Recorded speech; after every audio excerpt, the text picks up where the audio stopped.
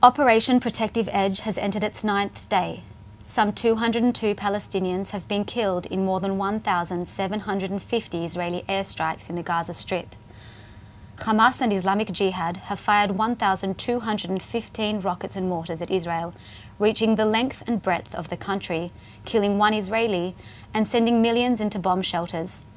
Of those missiles, 38 have exploded in built-up spaces, and 231 have been intercepted by the Iron Dome missile defense system. Thank you for joining us on Haaretz.com. I'm Aimee Amiga, and I'm joined here by military analyst Amos Harel. Thank you for joining us, Amos. Shalom. Fighting between Israel and the Gaza Strip doesn't usually last more than a few weeks. Operation Pillar of Defense in 2012 was over in 8 days. We have just entered day 9 of Operation Protective Edge. How is this round of fighting different to previous operations, and how long do you expect it to last? It's different because both sides are stronger in certain capabilities than they were before. Hamas now has rockets that can hit most of Israel's territory, while Israel is equipped for the first time by 8 or 9 Iron Dome batteries that manage to intercept most of the rockets and prevent casualties. This might take some more time. Netanyahu has been avoiding the decision whether to send in the ground troops or not.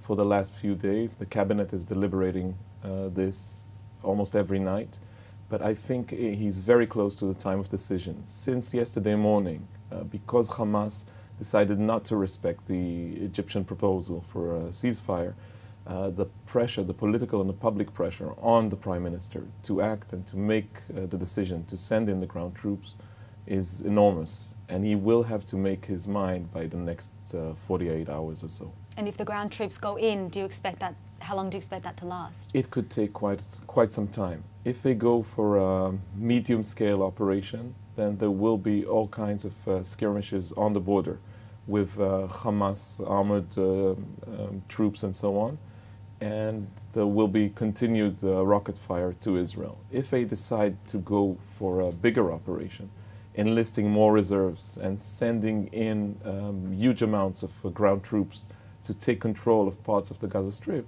then this could actually take weeks, especially the part where you search for more and more rockets and destroy them, while still fighting all kinds of guerrilla units that might try and hit you as you do that. If Israel is serious about wiping out Hamas's terrorist infrastructure in Gaza, is there any alternative to a ground incursion? And if not, are Israelis doomed to live in the threat of rocket fire forever? I'm not sure that Israel is that serious about wiping out Hamas. Right now, it's about hitting Hamas, making it pay for sending rockets, and trying to restore relative calm along the border.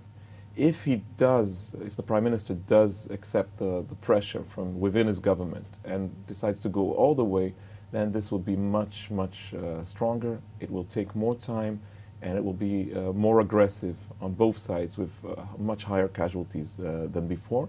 I still think that there is a possible third option, which is returning to negotiations, some kind of Egyptian or American proposed ceasefire.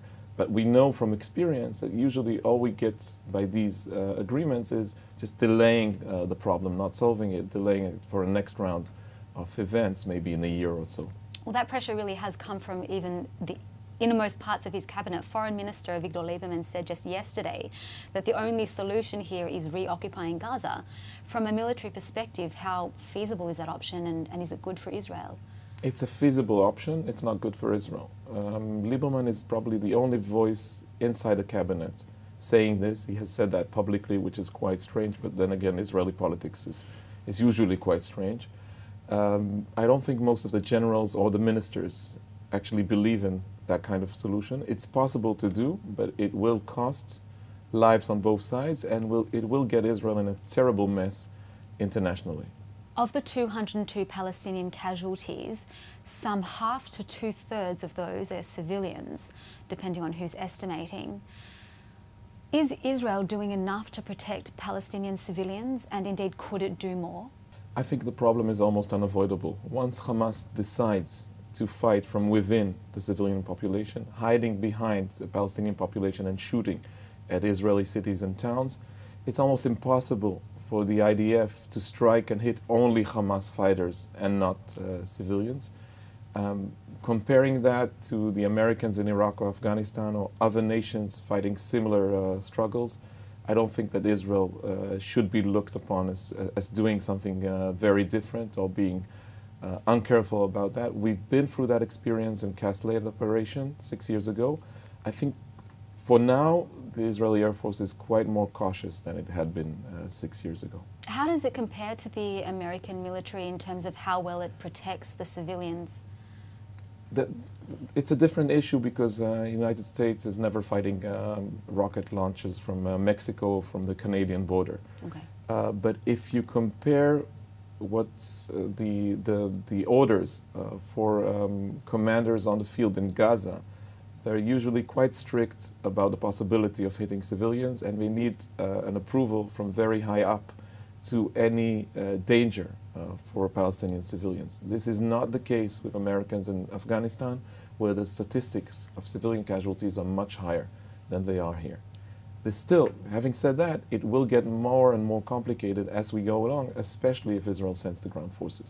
Okay. Prime Minister Benjamin Netanyahu has argued all along that Hamas started this round of fighting.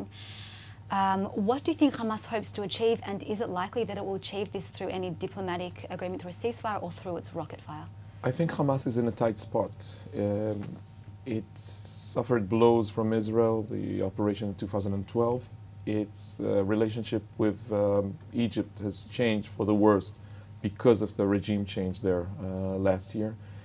And it had to get out of a corner. And their decision, evidently it was more the military wing than the political wing, was to start fighting against Israel, hoping to improve the final situation regarding the Rafah crossing, regarding salaries for government workers there. They need money from the Palestinian Authority, perhaps from Qatar, and so on. By now, it's going through the motions. They haven't found it in themselves to actually say right now, well, we didn't achieve much, but we need a ceasefire to help protect our civilians, and if we go along with this, then there will be a disaster. It's still hoping to improve the agreement reached or proposed by the Egyptians yesterday, and I think in a way it underestimates Israel's capabilities of actually going all the way.